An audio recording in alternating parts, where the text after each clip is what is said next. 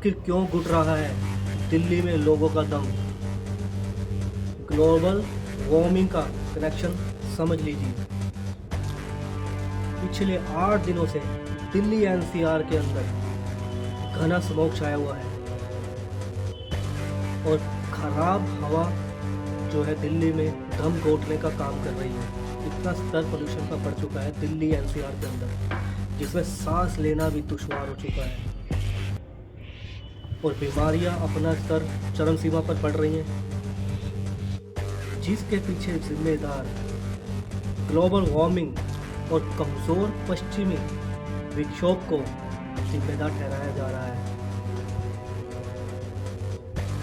और सर्दियों की होने वाली बारिश की कमी के कारण और घटता हुआ तापमान के कारण भी जो है अब दिल्ली में एनसीआर में पोल्यूशन का स्तर और भी ज़्यादा बढ़ चुका है,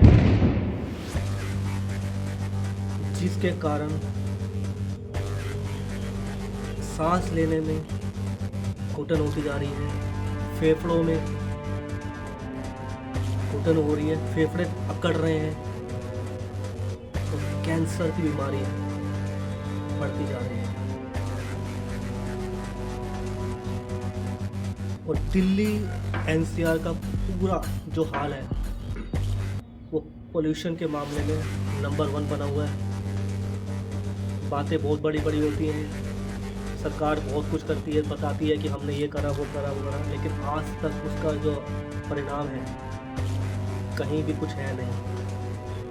यमुना जी चले जाओ तो यमुना जी का बुरा हाल है। पोल्यूशन जितनी भी मार्केटिंग, जितनी भी बड़ी बड़ी जो एक कारखाने हैं, जितना भी कारखाना है, वो सब कारखानों का गंदगी जो है सब यमुना में फेंकी जाती है। तो यमुना जी जो है, जो पवित्र, जो पूजनीय होनी चाहिए, जिनका हमें वहाँ पे जाकर जो है वहाँ पे हमें और ताकत मिलनी चाहिए, उल्टा वहाँ पे गंदगी पैदा हो रही है, जिसकी वजह से पोल्यूशन बढ़ रहा है। सीएनजी गैस और दिल्ली में भीड़ भाड़, ट्रैफिक, ना जाने कहाँ कहाँ से आए हुए जो यहाँ पे हैं लोग। तो भारत में इस समय दिल्ली जो है घने स्मोक से छाया हुआ है और पोल्यूशन का स्तर तो मैं कितने सालों से हम सुनते आ रहे हैं कि ये काम होंगे, तो आज तक कोई काम हमारे को ज़मीन पे दिखते नहीं है। क्लाइमेट चेंज की वजह से सर्दियों की बारिश दिल्ली एनसीआर से गायब। दिल्ली समेत उत्तर पश्चिम भारत में स्मोक की शुरुआत जल्दी हो चुकी है। पहाड़ों पर आने वाले वेस्टर्न डिस्टर्बेंस की तीव्रता भी लगातार हो रही है कम। एक्सपर्ट के अनुसार खराब हवा का संबंध जो है वो ग्लोबल वार्मिंग से है। क्लाइमेट चेंज की तरफ से जहां एक तरफ दिल्ली एनसीआर की बारिश गायब है, वहीं दूसरी ओर पहाड़ों में वेस्टर्न डिस्टर्बेंस की तरफ वजह से तीव्रता बढ़ती हुई, जिसकी वजह से तापमान कम होता जा रहा है। तो जिसका सामना अभी आने वाले दिनों में हमें पोल्यूशन का और भी ज़्यादा करना पड़ेगा। तो मेरे एक सहयोगी हैं जिन्होंने उसके बारे में हाल बताया है, पूरा क्लिप में पूरा बताया है वीडियो में कि किस तरह का पोल्यूशन जो है बढ़ रहा है, क्या क्या वो नुकसान दे रहा है, कैसे उसे हम बच सकते हैं, क्या कारण है और आप क्या सुझाव हमें दे सकते हैं पोल्यूशन से बचने के लिए। तो चलिए चलकर हमारे सहयोगी की वीडियो जो है हम सुनते हैं।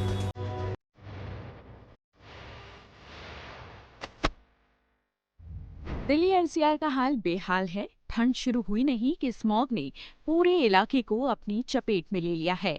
लगभग सभी इलाके का AQI खतरे को पार कर चुका है। बढ़ते प्रदूषण के बीच ग्रैब 4 की पाबंदियां लागू कर दी गई हैं। प्रदूषण को देखते हुए राजधानी दिल्ली में 12वीं क्लास को छोड़कर अन्य सभी स्कूलों को बंद करने के आदेश जारी किए गए हैं। इसी बीच सवाल ये उठ रहे हैं कि क्यों आखिर सर्दियों में ही एयर पोल्यूशन इतना ज्यादा बढ़ता है कि जानलेवा हो जाता है, और क्यों देश का उत्तरी भाग अन्य क्षेत्रों की तुलना में ज्यादा परेशान होता है। चलिए समझने की कोशिश करते हैं। सबसे पहले जानते हैं कि क्यों सर्दियों में बढ़ता है प्रदूषण। उत्तर भारत में मॉनसून के बाद के महीनों में पॉल्यूशन बढ़ जाता है। इसकी एक बड़ी वजह है विंटर इन्वर्जन। आमतौर पर जैसे जैसे हम ऊपर की ओर बढ़ते हैं, हवा के तापमान में गिरावट होती है। वहीं ठंड में ऊपरी हवा गर्म होती है और नीचे की हवा ठंडी।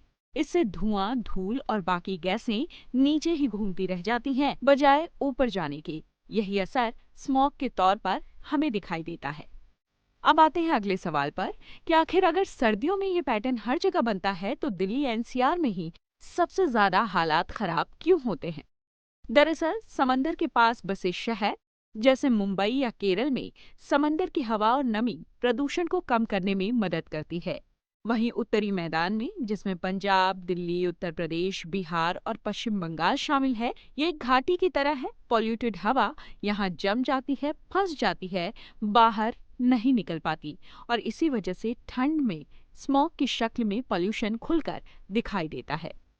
गर्मी के वक्त भी गाड़ियां, कारखाने तो वही रहते हैं, लेकिन एयर पोल्यूशन का लेवल कम हो जाता है।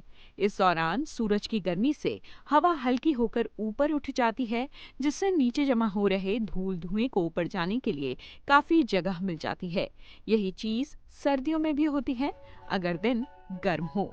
आपकी क्या राय है? दिल्ली एनसीआर में प्रदूषण को कम करने के लिए और कौन से ऐसे कदम हैं जो उठाए जा सकते हैं? हमें कमेंट बॉक्स के जरिए जरूर बताएं। तो आपने देखा ना इस वीडियो में कि कैसे पोल्यूशन का स्तर बढ़ता है और किस वजह से कारण, जो क्या कारण है जिससे पोल्यूशन जो है स्तर बढ़ रहा है और जो हमारे अंदर बीमारियों पैदा कर रहा है। तो आप भी सुझाव दे सकते हैं कमेंट के जरिए कि किस तरीके से हम पोल्यूशन को कम कर सकते हैं। तो आप भी इस मुहिम में हमेशा जुड़े रहिए ताकि हम इस मिलकर दिल्ली से जो है पोल्यूशन को जड़ से मिटा सकें। तो वीडियो पसंद आई हो तो शेयर कीजिए, सब्सक्राइब कीजिए, क्योंकि ये वीडियो शेयर करना इसलिए ज़रूरी है क्योंकि पोल्यूशन को जड़ से मिटाना ही मिटाना है। तो सन्नी दिलवासी को दे दिया इजाज़त। तो अगली वीडियो में मिलते हैं एक अच्छे टॉपिक के साथ, और भी जो नुकसान दे रहे हैं हमारे हेल्थ को उस पर बात करेंगे। तो शेख बिहारी शेयर